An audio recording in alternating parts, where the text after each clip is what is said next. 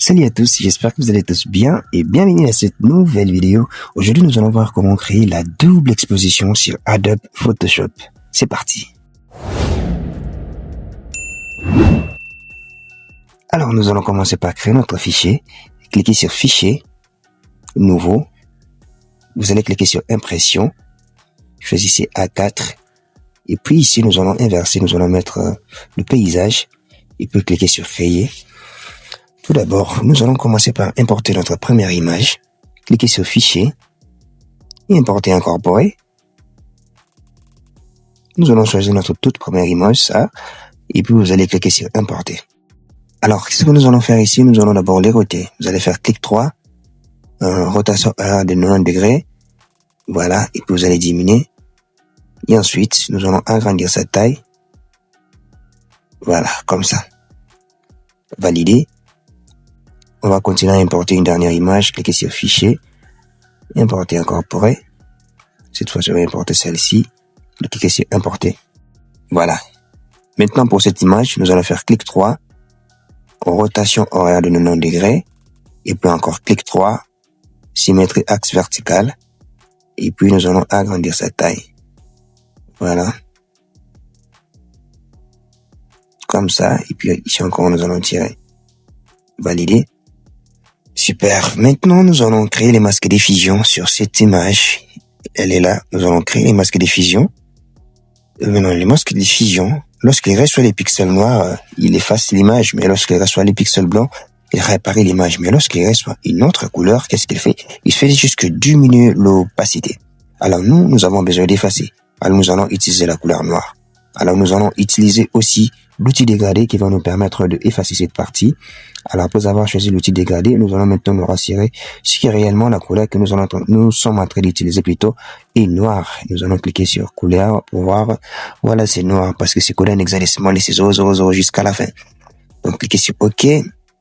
OK. Donc, ici aussi, je dois mettre noir.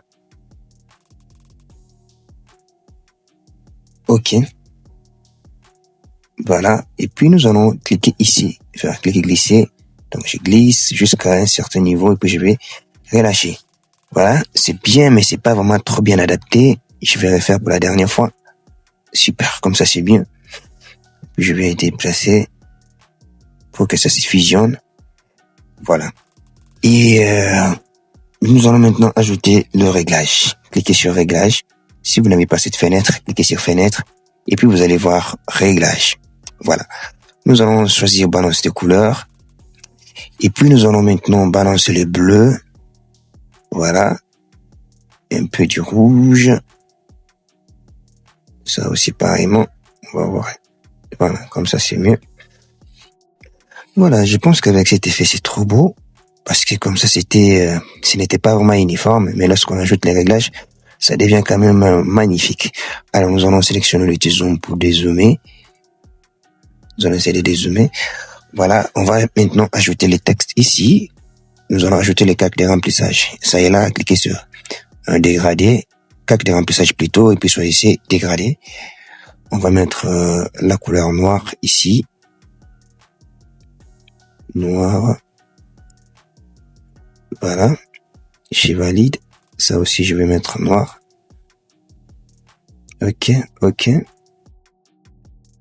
Et puis, nous allons diminuer son opacité.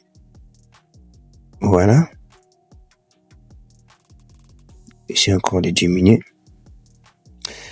Alors, vous pouvez s'arrêter ici, ou soit vous pouvez aussi ajouter les textes comme moi. On va écrire New York City.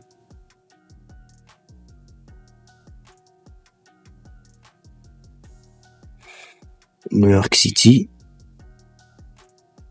Voilà, vous allez faire CTRL A. Et puis, là où il y a les styles, vous allez mettre... là où il y a les styles, vous allez mettre exclusion. Voilà, pour avoir un peu sur rendu. Et puis l'opacité, nous allons ajouter un peu. Voilà.